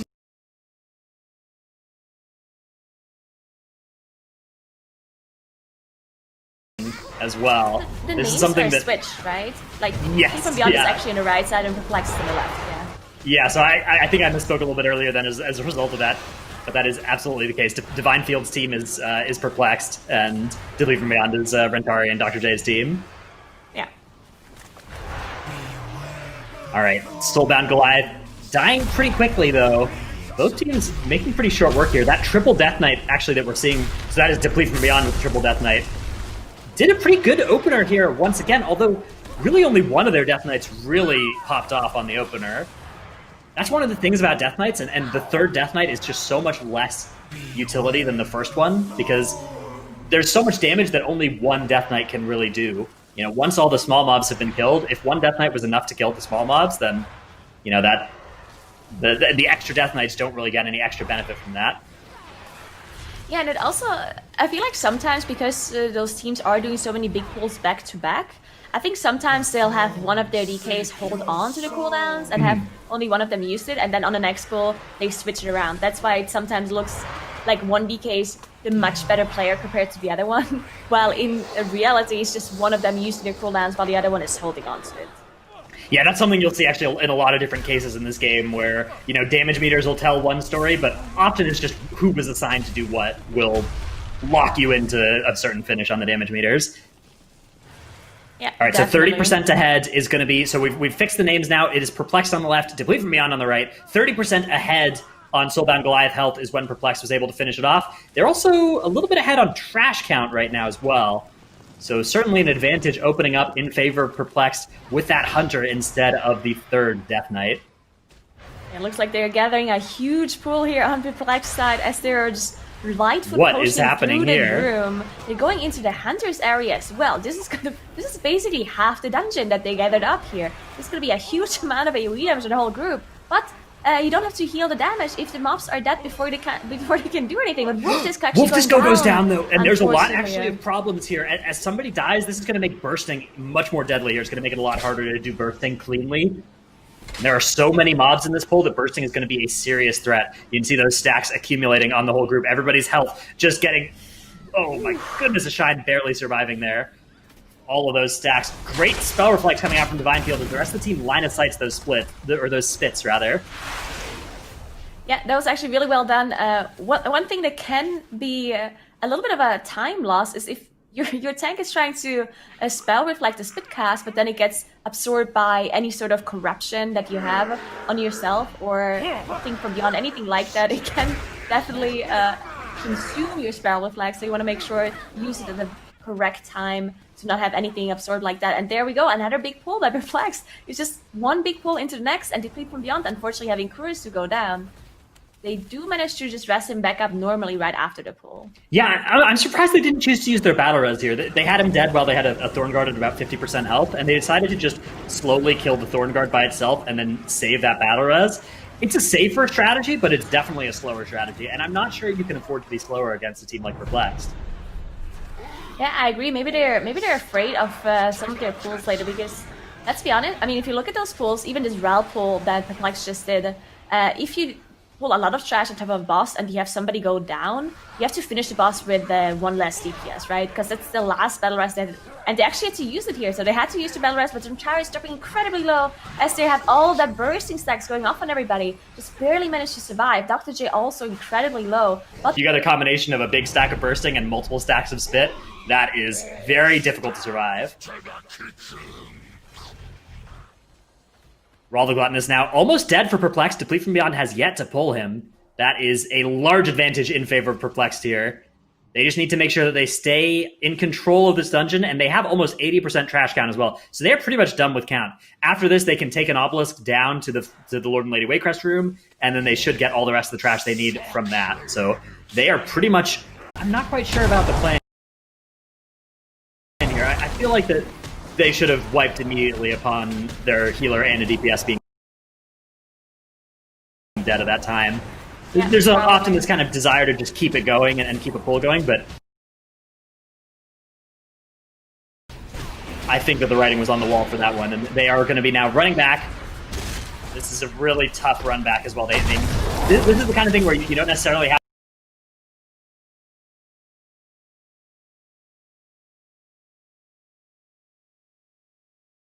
a run back practice, and you run into obstacles that you didn't expect on the run back.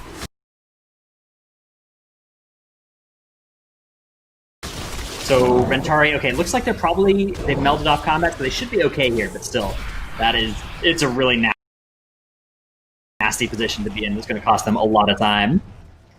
yeah, on the other side, Perplexed, they already dealt with 2 of the obelisks, and now they're gonna use the Nyalotha realm to walk down to that next boss's area.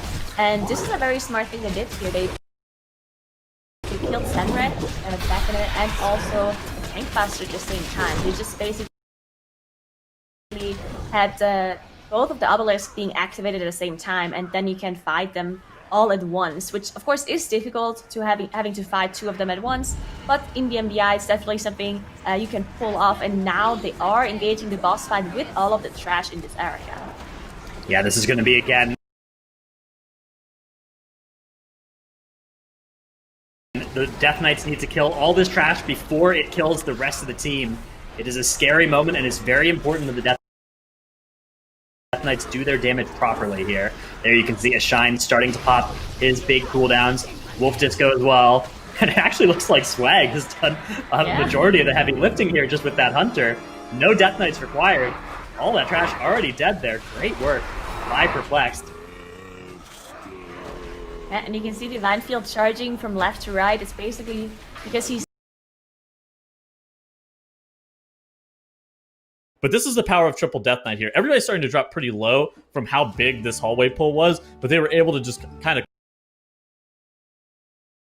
claw back. They end up having a pretty good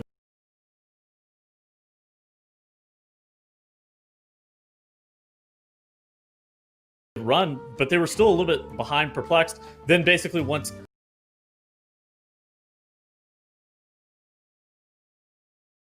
Clicks and Igloo end up going down on Raw.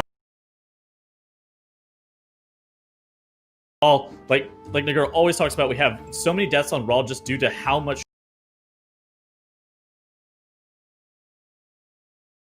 trash teams want to pull into it. It's one of the more common bosses that you end up having deaths on. Like, compound that with bursting, you end up having problems. Perplex just ends up having an immaculate run. Looks great going into Gorak Tool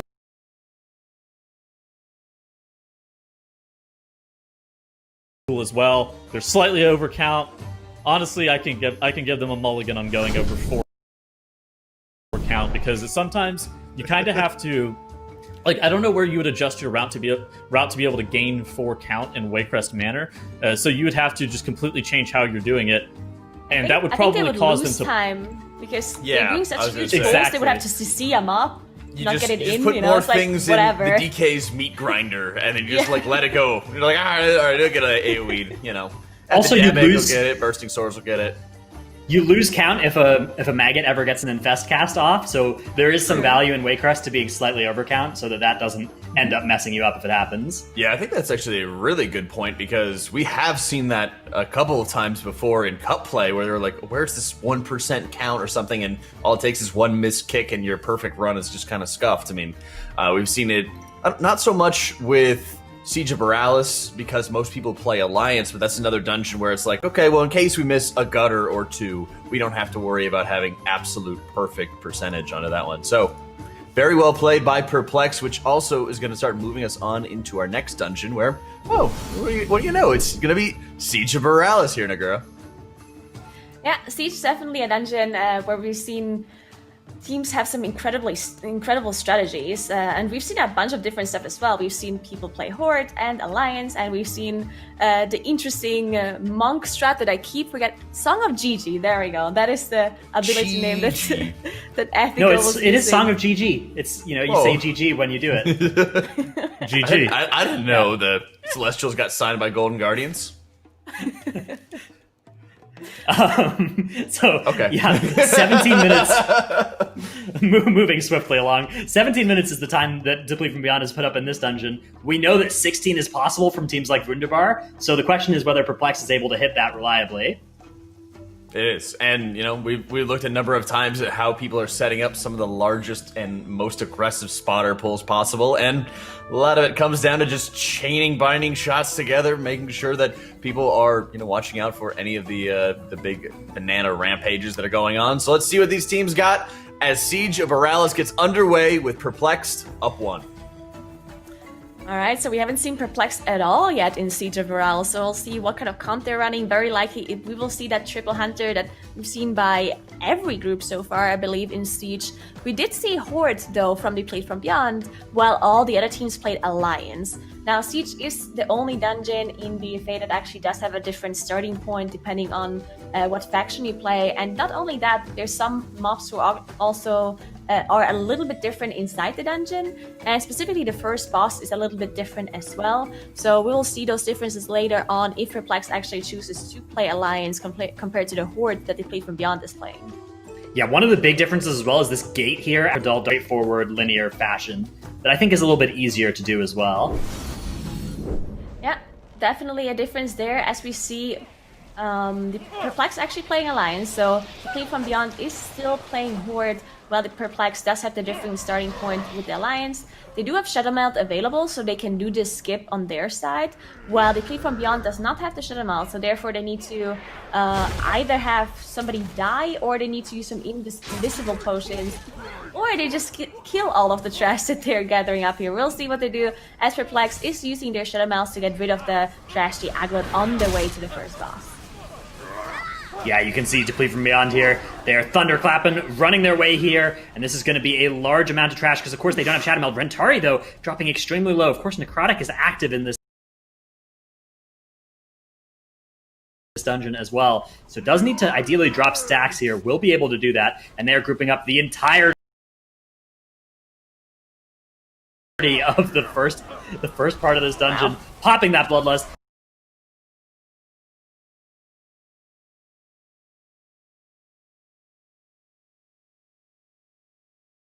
They will be killing all of this at once, is the plan.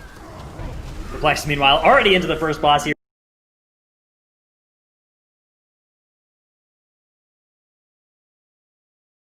They have a smaller amount of trash here, but they have pulled it with the boss.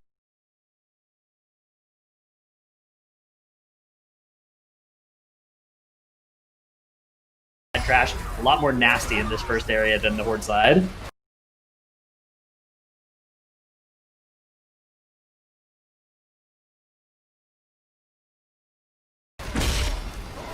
Yeah, and another difference.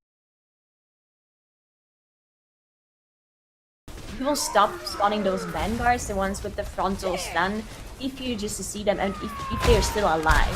So a little bit easier for the Horde side compared to Alliance. And yeah, Perplexed definitely choosing to do a different route here with their different amount of trash that they do. They did pop their Bloodlust immediately as soon as they engaged the boss with the trash on top, while Deplete from Beyond used their Bloodlust for the trash only, and then afterwards engaged the boss. So already from the get-go, a little bit of a difference in strategy, which doesn't mean much because later on we will see a lot of trash being played with those spotters, with the friendlies, just because the pull is not over until the commander dies here. And commander has a lot more HP than the rest of the trash, and hunters are just very good at focusing down high HP targets while cleaving the low HP targets around it. They just have very high priority target damage, and therefore those kind of AoE pulls that they're doing are just so well done by the hunters. As you can see, the commander just died slightly after everything else, so well done by Perplex getting that pull done. They are now also fighting Voidweaver, and that's definitely an interesting choice because we've seen a lot of the teams play Voidweaver with the last boss. Yeah, Voidweaver has a spawn position on the last boss that's fairly far over to the left, and that means that your tank will generally be the first person and the only person in range of Voidweaver for its first like 4 or 5 casts while it slowly waddles its way towards your team. And because of that, you can usually just let those casts go through on your tank and it's not a big deal. So that makes Voidweaver surprisingly easy to play with the last boss because you really don't have to start worrying about it until after the tentacles are dead. Whereas, some of the other ones, it really depends on where the obelisks actually are in the last boss room. Some of the other ones can be much more nasty to deal with. Perplexed, though, they've gotten kind of the best of both worlds here because Divine has gone back outside of the realm and he'll be pulling the boss. The rest of the team using this as a skip to the second boss here. So there's kind of a cool combination of strategies that we've seen. Some teams use that obelisk and don't kill Malthair just to get to this boss. Other teams use the obelisk and then bring Malthair all the way to this boss, and Perplex have kind of split the difference. They're killing Malthair, but they're not spending all the time to bring him all the way over here. They're just killing Malthair, moving him a little bit, and then doing this mounting up and using Nyloth as a skip strategy. Yeah, and you can see the difference in trash here between those. Perplexed is ahead in dungeon speed as they're already fighting Dread Captain Lockwood. Look how low they're getting Dread Captain Lockwood as well here. 65% full on energy, but if you Thunderclap at the perfect time here, it will be rooted and unable to jump back up there. Avatar has expired for Divine, so no longer able to keep those Thunderclap roots on Dread Captain Lockwood through that Conflict and Strife major essence that both warriors are running. But 60% is an incredibly strong amount to be able to bring her to on that first phase. They may be able to 1 phase or to 2 phase, like to kill it in 1 more phase. That would actually be a really big time save. I don't think we've seen any team be able to do that just yet. I think all of the teams so far needed 2 intermission phases before they got her down. So let's look at the HP of Dread Captain Lockwood on the left side of the screen on Perplex. You see the energy bar filling up at the bottom. Once she reaches 100 energy, she will attempt to jump away. If she's rooted or knocked, then she will not jump.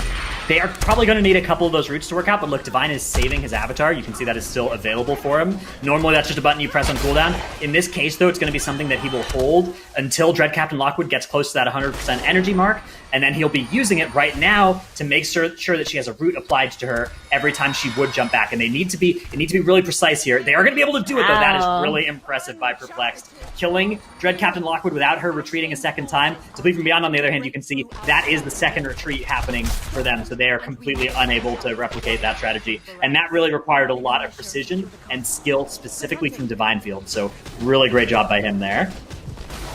Yeah, there was a huge amount of time saves. It really matters in the MDI in this kind of competition to get an extra little bit of a time save on this boss here. So well done by Divine Field and by Perplex to get this done. Now they are fighting Samrak. After they have Samrak done, they have 2 obelisks left, so it looks like they will be playing 2 Awaken mobs on the last boss. While we do know that Deplete from Beyond is only dealing with Samrak, and they're actually dealing with 3 obelisks on the last boss. But they have a lot less trash to do on the Deplete from Beyond side, so they don't actually have to go back and do that many spotter pulls, which in the end, it's not going to be as big of a time save if Perplexed manages to pull off this spotter pack cleanly. This is not even, they're not even using the spotter for this. Perplexed is just fighting this the old-fashioned way. This is something that, actually, we saw a little bit of this yesterday as well. Teams just deciding that, you know what, all that setup time, all of that nonsense with the spotter, we're not going to bother. We'll just kill these mobs with our abilities, because we're playing with hunters. Those are kind of like spotters anyway. They just destroy the packs just as well. You're not wrong. We see the binding shots coming out of the hunters as well to help Divine Field kite. Not only is it raging, which of course can do a lot of damage to your tank if they all reach raging at the same time, but you also have necrotic, which just stacks up over time. It's actually a really deadly combination, having necrotic and raging, because they're raging at the end of the pull, and that's the point where you do have a lot of necrotic stacks. So definitely very difficult combination of affixes here for the tanks specifically. And Divine Field is also not running that Dwarf racial because he chose to run that Shadow Melt with the Night Elf, so he doesn't have a way of resetting the necrotic except kiting out the debuff. Yeah, in a way, this affix combo is really, really difficult because, as you mentioned, if you're in the pack under 30% health, you have so many necrotic stacks and you're taking all this extra damage from raging.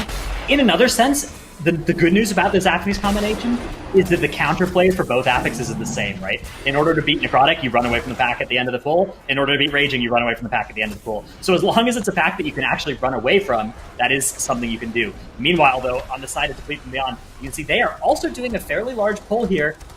Don't think they have a spotter involved in this either, so they're just setting up for what will be their big Song of Chi-Ji pull, right? Is that what this team does? No, that's not this team. That was Ethical that had that strategy, and Ethical not in the tournament anymore. So yeah, but we will see at least a spotter pull, I think, from Deplete from Beyond. Yeah, I think Deplete from Beyond is only doing this Hadal pull, where they basically you see Kurisu here just camouflaging to the boss while everyone else is in the Nyalotha realm, or at least the two people who do not have camouflage are in the Nyalotha realm. There we go. Now all the trash is being pulled on top of the boss. This can be very scary because you do have those commanders who just charge around to ranged targets, and they will stand everyone in their path, which is deadly on this boss because you do have the Breaking Waters and lots of other abilities that you need to dodge. So getting stunned here is definitely not what you want to happen. As for Plex, still dealing with trash, and you can see they're getting closer and closer to the percentage that Deplete from Beyond has. Yeah, so actually no spotters involved at all in this strategy. They're just playing this dungeon straight up. Pretty much both teams are. Okay, no, never mind. Perplex is absolutely doing a massive spotter pull here. Wow, my predictions are 0 for 10 or something in this dungeon so far today. But yeah, this is going to be a big spotter pull for Perplexed while Deplete from Beyond busy working on that boss. So Perplexed getting that binding shot. They've got all those enemies out of line of sight of the rest of the group, while Swag with that turtle is going to stand in with the sighted artillery, and look at that. That is a beautiful job of spotter execution on all these enemies. That was the entire trash from Hadal's room as well. They will now be running into Hadal with those commanders still engaged, and they'll be killing it all together. So both teams on the same boss here with the same trash.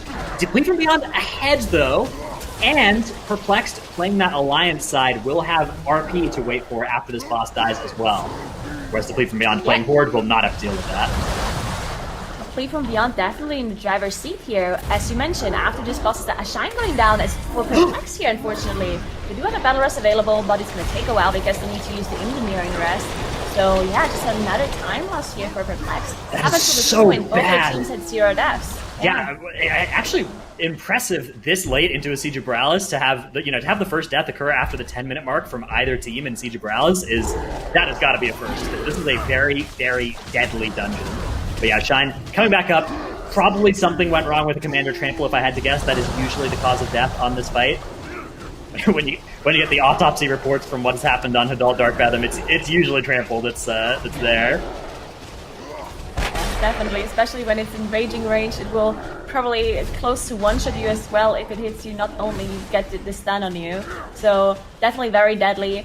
You see, the Deplete from Beyond is still missing a little bit of percentage, but that's the obelisk that they still have left to do. Now that's the last difference between Deplete from Beyond and Perplexed. We do see the difference in 3 Awaken mobs still being active. For Deplete from Beyond, while there's only 2 for Perplexed, that means the last boss fight is actually going to take a little while longer for Deplete from Beyond, because they will have to deal with that extra mob.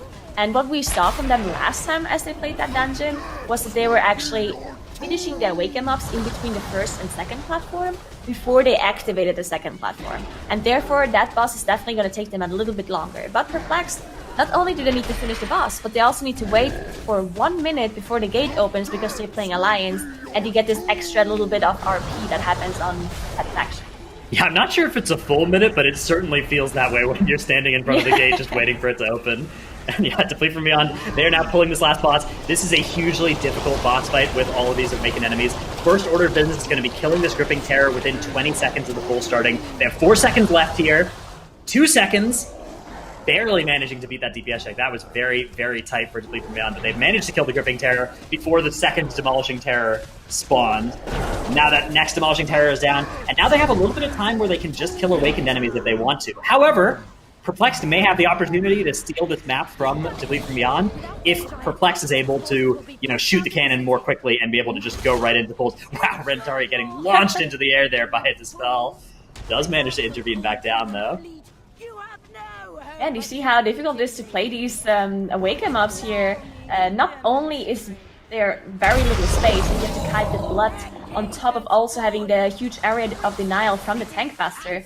And even if you do not trigger the second platform, which is what they're doing right now, they're not actually shooting the cannon, therefore you do not get the Demolishing Terror or the Gripping Terror on the second platform. But the boss still casts the ability to see the 2 debuffs that are being applied, the Purifying Water, which does a huge amount of damage, and Eagle cannot dispel both of them. So definitely lots of damage still going out in the group on top of having to dealing with the Awakened mobs.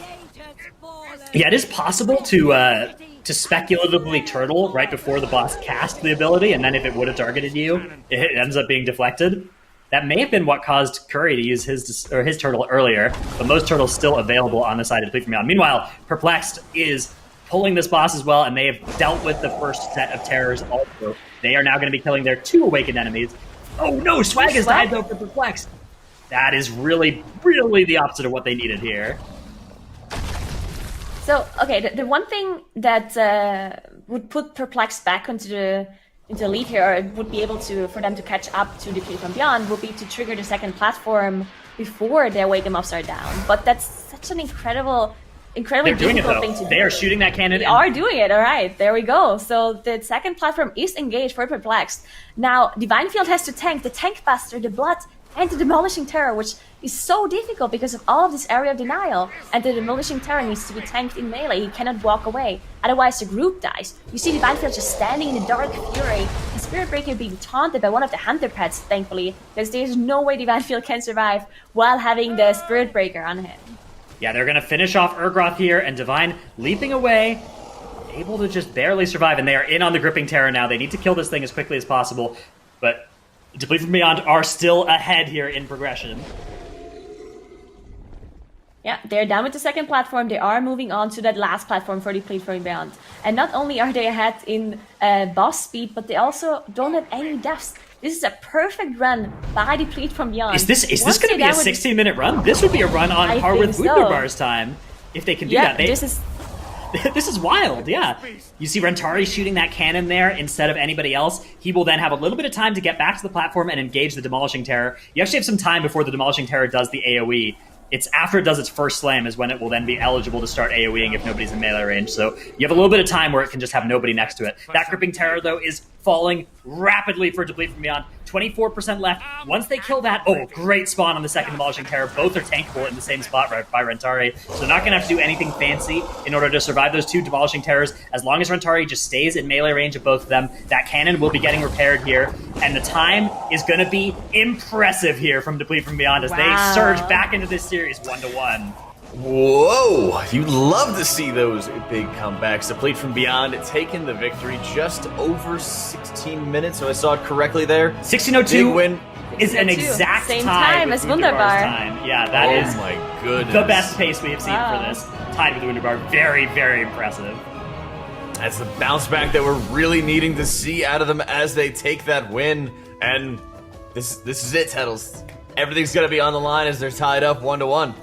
I love that Deplete From Beyond was able to bounce back from all the problems that they were having earlier on in the weekend. That Siege of Borealis looked impressive, especially since we've seen him play Siege of Borealis a couple of times thus far, and it did not look that good. They can absolutely save 30 more seconds off their timer if they're able to get the Dread Captain Lockwood clap perfected.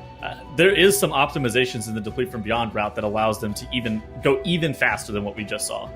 Yeah, and that's really what we're going to be looking at going forward is what are these little areas that they can start making a couple of improvements on, because, what if whoever wins on this point, Nagura is going to have to go on to face Golden Guardians and potentially have to go after Wunderbar after that. So it's not just about this round, it's about everything afterwards.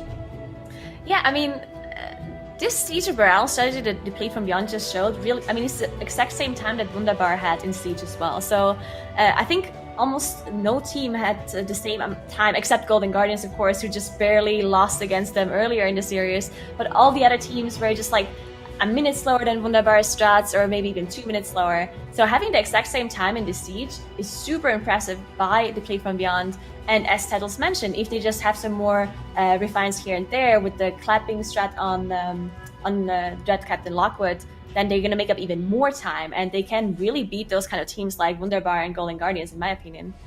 That's right, and Siege of Borealis is going to be in the grand finals as part of the map pool. So, Tettles, what made this run so amazing for them? So, first and foremost, I thought the opening scenario from Perplexed was actually just a best case scenario for them. I thought they were able to pull the first boss immaculately quick, just with how they were dealing with it because of how Alliance side Borealis ends up working out. Then they end up doing just this gargantuan pull after the third boss. I think their downfall started to be whenever they played this Malthier Obelisk that you see on screen right there. I think that they need to be able to play triple Obelisk into Vic Goth. Perplexed, again, then gets the clap route on Lockwood, but the back half of their strat was just not great for Alliance side Siege of Borealis. Whereas for Deplete from Beyond, their back half strat after Lockwood was incredibly fast and incredibly well refined. That triple obelisk also helped propel them to success. Them also playing Horde after they kill Hadal, the gate drops immediately versus Perplexed having to wait there for 20 seconds, kind of AFK, twiddling their thumbs. But Deplete from Beyond just immediately gets to run all the way through, so a huge advantage of Horde Borealis here. And then from there on out, again, like I talked about a second ago, triple obby here. They play it off perfectly and are able to just look so clean in the Siege of Borealis. I'm super happy with how they performed today.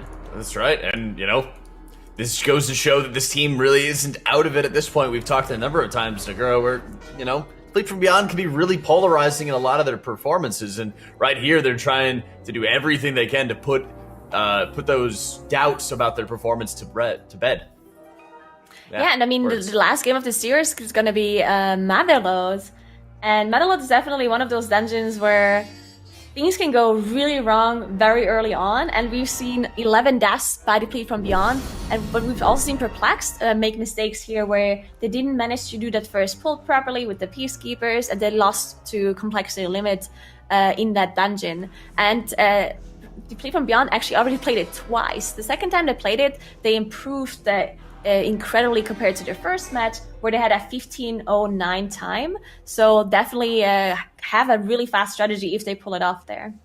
That's true. All right, let's take a look at our stats as well, Tettles. What do we got for this one? So yeah, the average completion time, of course, these two teams being from the European region, were competing against one another. So it's easier to just gauge average completion time and average deaths against one another. Again, Perplexed with the immaculately higher win rate in Motherlode, but they didn't look so hot in the Motherlode earlier on in this tournament. So while the win rate would lead you to suggest that Perplexed should be the favorite here, I would be leaning more towards like a 50-50 in terms of who I genuinely think will end up winning this map in the Motherlode. What do you think about this one, Drados? 50-50? Yeah, I think that this one, so Deplete from Beyond has had two Motherlodes, and one went great and one went bad. Perplexed has had one Motherlode, and it went medium bad. I think it's really just going to be about which version of each team shows up today, because I think that there's a huge range of results that are all possible from both teams in this dungeon. Theoretically, I think Perplexed has the faster route and like the faster decision making on how they're going to end up playing the dungeon, but consistency wise, can they hit it and can they look good? Yeah, and are they able to really sustain it throughout game after game after game if they do get past this point as well? Because whoever wins this next round is going to be having just a ton of extra dungeons to be doing for the rest of the day. And speaking of more stats, we also have one Nagura for Mogul Razdunk too. Yeah, Mogul Razdunk also one of those bosses that in itself probably shouldn't be an issue for them, but because they are making it so much harder on themselves with how they are playing the boss and kiting the obelisk and whatnot, it's just so much more difficult for those teams. And we've seen so many things go wrong with that kiting strat, and we know that the Fleet from Beyond is playing the kiting strat where they have those 4 obelisks that the healer is just running around in a circle basically. And we've already seen this weekend that lots of those awaken mobs can snap back to the rest of the group, and then it just causes disaster, and it's just going to be a full team wipe if that happens. That's right. And, we looked at how these teams and how these players have really gotten better and better at kiting, but at the end of the day, there's still mistakes that can happen, and, Perplex definitely is no stranger to them.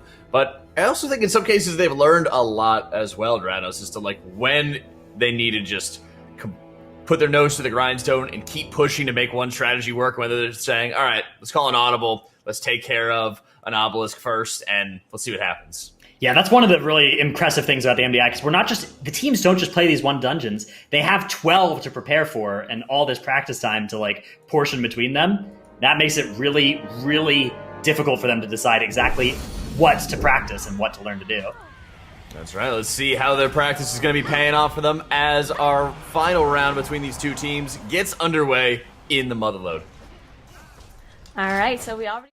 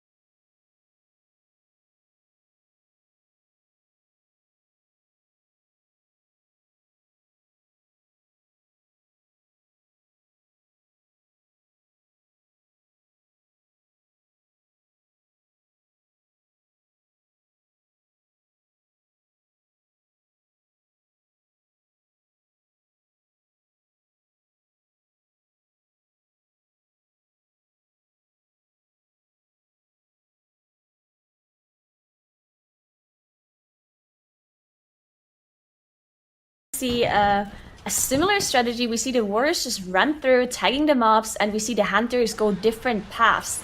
Basically, what is happening right here is Feign Death / Shadow Melt off the aggro from all of the mobs that are not the Peacekeepers. So the Peacekeepers will walk to them, which not only give the percentage from the Peacekeeper themselves, but also from the mech jockey that jumped into the Peacekeeper. And the rest of the trash group reset because of the Feign Death / Shadow Melt that they used.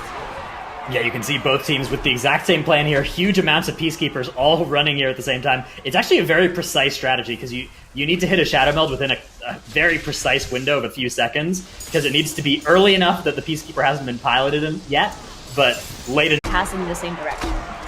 Yeah, they don't need to worry about it too much as long as everything is dead by the time the boss dies. It doesn't really matter whether it dies, when the boss is at 50% health or whether the boss is at 10% health. That's the most important bottleneck here in the dungeon is just when the boss dies. So you can see on the side of Perplexed, 10% health on the boss as the last Peacekeeper has just fallen.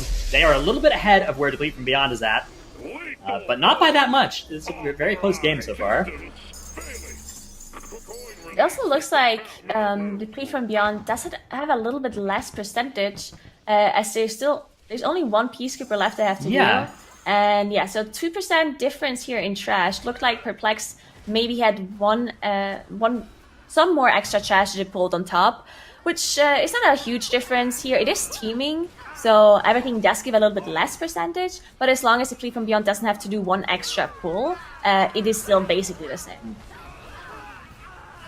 Here we see both teams doing a fairly large pull in this area. Actually, it looks like Perplexed may be going smaller than Deplete from Beyond. Yeah, they are. Deplete from Beyond is doing everything here all at once. So this is an opportunity for them to skyrocket into the lead here. They are doing what Perplexed just did in 2 pulls. Deplete from Beyond trying to do in 1. Look at all of those debuffs on Rentari, though. He's taking huge amounts of damage. That Life Cocoon gets eaten through very quickly. This is so scary, but they've managed to do it. They've managed to kill all these mobs, and that is going to give them a huge advantage here. They are definitely ahead at this point because they've found a way to remove a pull from the dungeon.